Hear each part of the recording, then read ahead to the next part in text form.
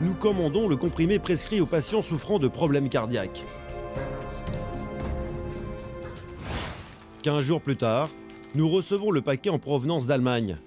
Nous décidons de le faire analyser.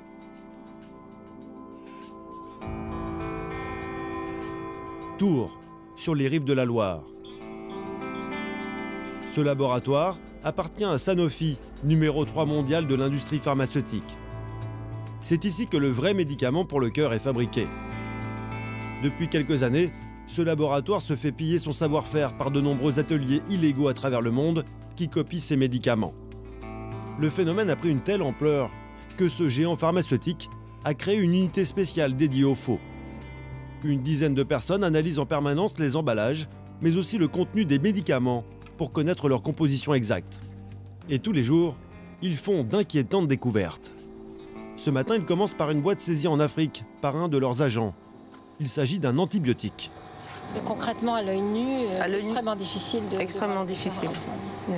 Il s'agit, à travers de cette analyse par imagerie, de rendre visible tout ce que l'œil nu ne peut pas voir. Aujourd'hui, les contrefacteurs sont bien équipés. Alors, pour détecter s'il s'agit d'une contrefaçon, la boîte est examinée sous toutes ses coutures. Et là, un détail va trahir le faux. Il y avait aussi, sur les blisters, on avait aussi des différenciations. À droite, sur le vrai paquet, le dosage est clairement indiqué. À gauche, sur le faux, le même dosage a disparu. Nous leur apportons maintenant le médicament pour le cœur que nous avons acheté sur Internet.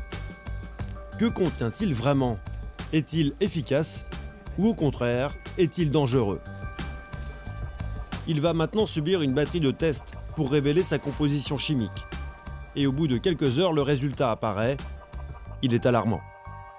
La ligne verte correspond au vrai médicament, la rouge à la copie.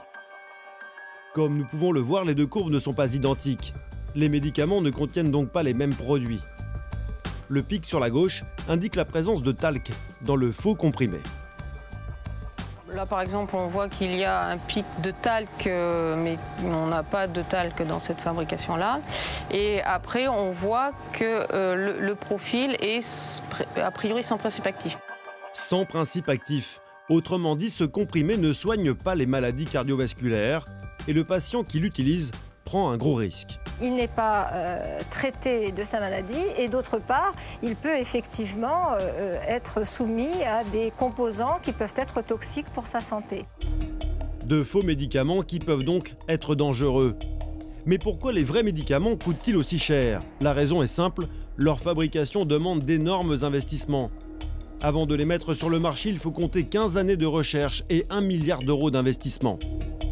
Ici, les médicaments sont fabriqués dans des conditions d'hygiène très strictes, sur des chaînes de fabrication stériles.